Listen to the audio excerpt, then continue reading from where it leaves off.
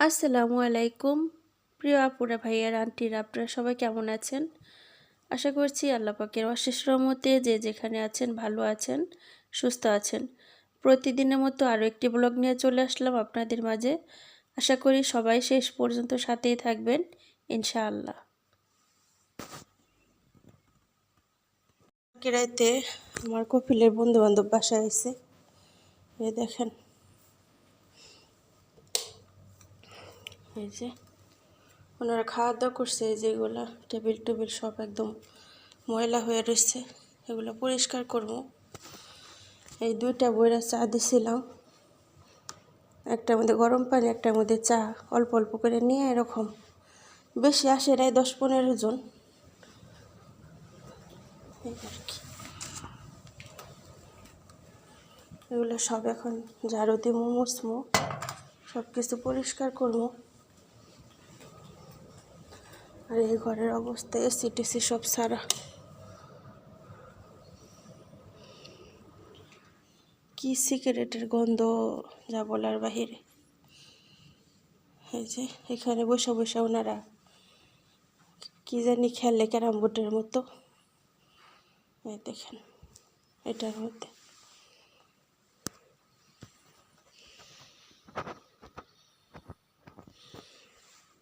যেগুলো সব পরিষ্কার করবো, ঝাড়মু। তো এই আর কি, আপুরা কাজ করি, সাথেই থাকুন, দেখতে থাকুন।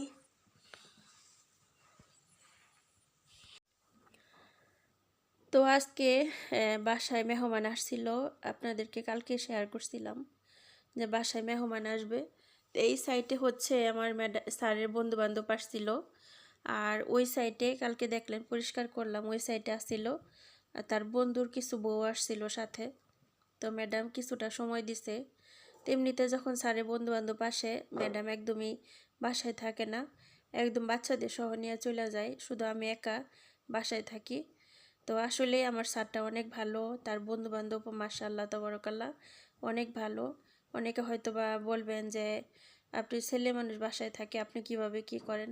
আসলে এটা আসলেই ভালো মন্দ সব জায়গাতে আছে, শুধু যেখানে ভালো মন্দ তা কিন্তু না।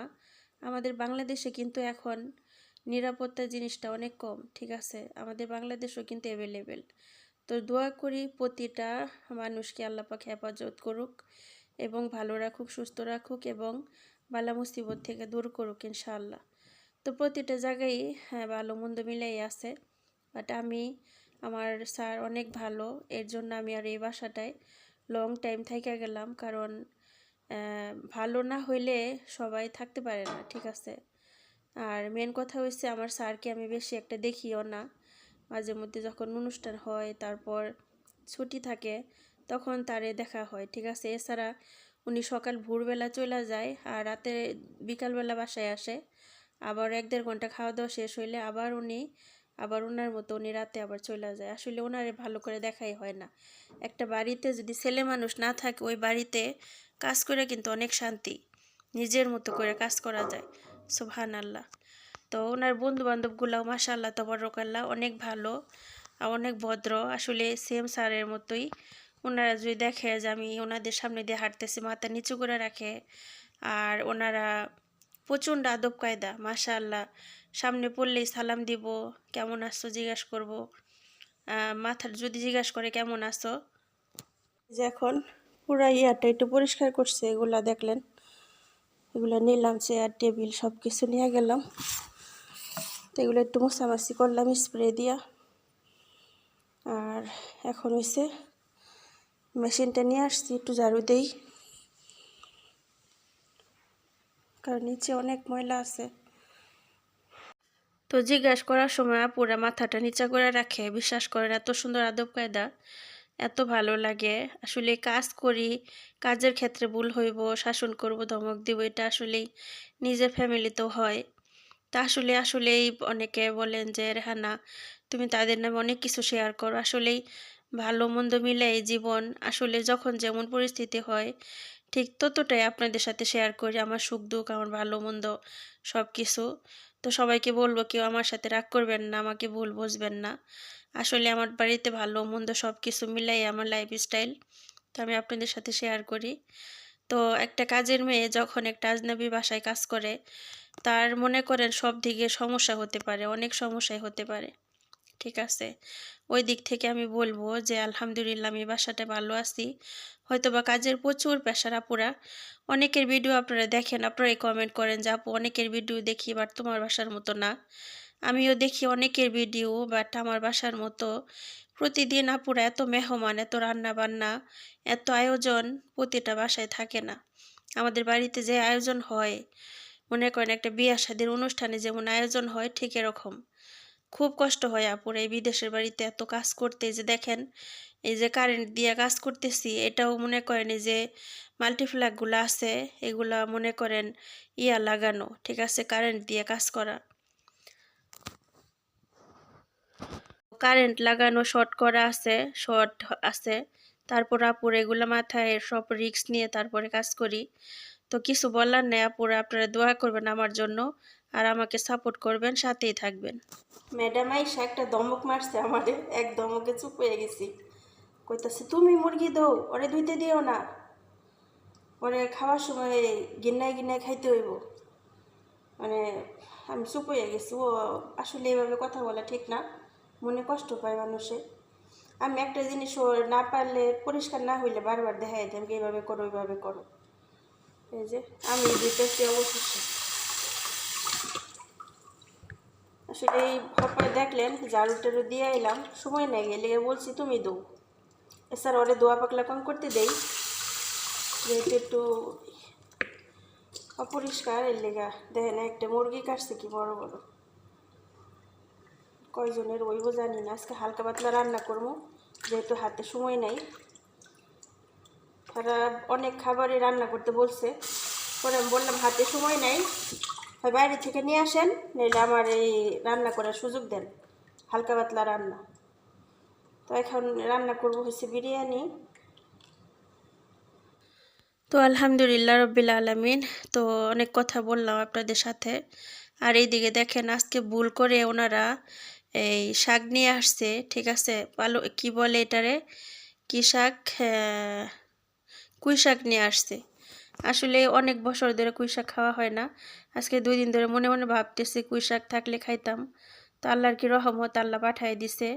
ভুল করে হোক বা ইচ্ছে করে হোক নিয়ে আসছে, আল্লাহর কাছে লাখ লাখ শুক্রিয়া। তো এটাই ভাবলাম যে সুবহান আল্লাহ, রিজিকের মালিক আল্লাহ পাক। আমি চিন্তা করলাম আর আজকে ওনারা ভুল করে নিয়ে আসছে।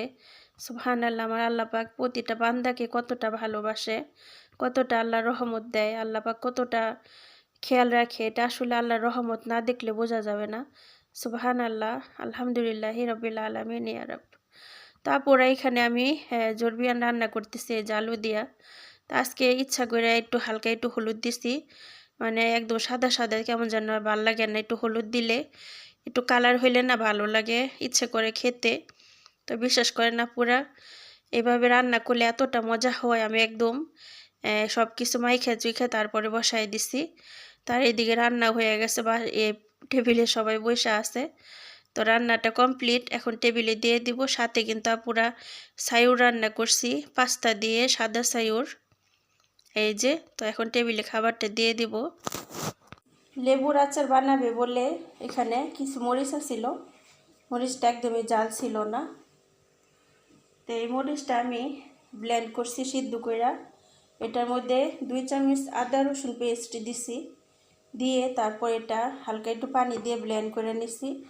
মরিচটা একদম লাল লাল, কিন্তু বেশি একটা মিহিন করি নাই, আদা ভাঙা করছি।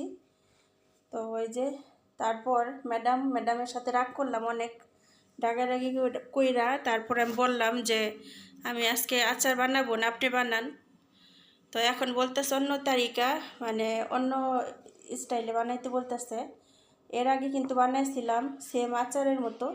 তো এখন বলতেছে উনি যে এটা ব্লেন্ড করে তারপর তুমি লেবুর মধ্যে দিয়া মিক্স করে তারপর উপর ভিনেগারটা দিয়া একটু মিক্স করে রেখে দিবা, ব্যাস। আমি বললাম যে এটা কীভাবে আচার বানাবো, কয় হ্যাঁ এটাও আচার হয়। তা আমি ওনার কথা শুনে অবাক হয়ে গেলাম যে এইভাবেও হয় কিনা জানাবে না পুরা। তা আমি তো কয়েকবার বানাইছি, এরকম করে বানাই নেই, গ্যাসে বারো বানাইছিলাম। তো পরে বলতেছে যে হালকা কিছু কালিজিরা উপরে দেওয়ার জন্য। হ্যাঁ কালিজিরা দেওয়া যাবে, সেটা আমিও জানি, কিন্তু এটা কোনো হালকা কিছু নাই, কোনো মশলাপাতি নাই, তারপরে এই অনেক কিছুই দিতে হয় আচারের মধ্যে, যা যা দিতে হয় ওগুলো কিছুই নাই।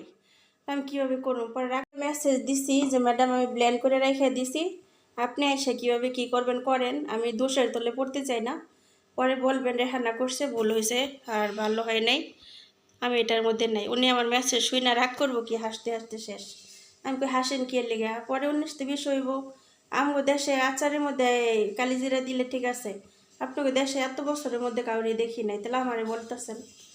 আমি পরে বললাম যে কোনো কিছু ভুল হইলে তো পরে রেহানা নাম দিবেন, দরকার নেই, আপনারটা আপনি করেন এইসব, আমি এটা সব কিছু করছি, বাকিটা আপনি করেন। পরে আচ্ছা আমি আসতেছি। পরে বলতেছে তুমি কি আচার বানাও নি? আমি বানাইছি, আপনি একবার এক নতুন নতুন স্টাইল নিয়ে আইবেন, আমি যেটা চোখ দিয়ে দেখি না ওইটা আমি কীভাবে করব? চোখ দিয়ে দেখতে হইব। একজনে কথা বললে কি আইডিয়ার উপরে করা যায়? ভিডিও দেখতে হয় কিংবা সামনাসামনি দেখতে হয়, তারপরে করে। তো ম্যাডামের সাথে এই নিয়ে একটু রাগারাগি করলাম। পরে বললাম না আমি পারবো না, আপনি এসা করেন। তো দেখি লাস্ট টাইম কেমন হয়, ইনশাল্লাহ আপনাদের সাথে শেয়ার করব। এই যে দেখেন আপুরা, আমার ম্যাডামে আচার বানাইছে, এই যে দেখেন, স্মেলটা সত্যি অনেক সুন্দর আসতেছে। এই যে মাশাআল্লাহ তাবারাকাল্লাহ। কালিজিরা দেওয়া হয়েছে উপরে, ছিটাই দিছে কালিজিরা। মাশাআল্লাহ মাশাআল্লাহ। সবাই কমেন্টে জানাবেন কেমন হলো। তো ফ্রিজে রেখে দিব, ওনারা এটা বছর পর্যন্ত খাবে।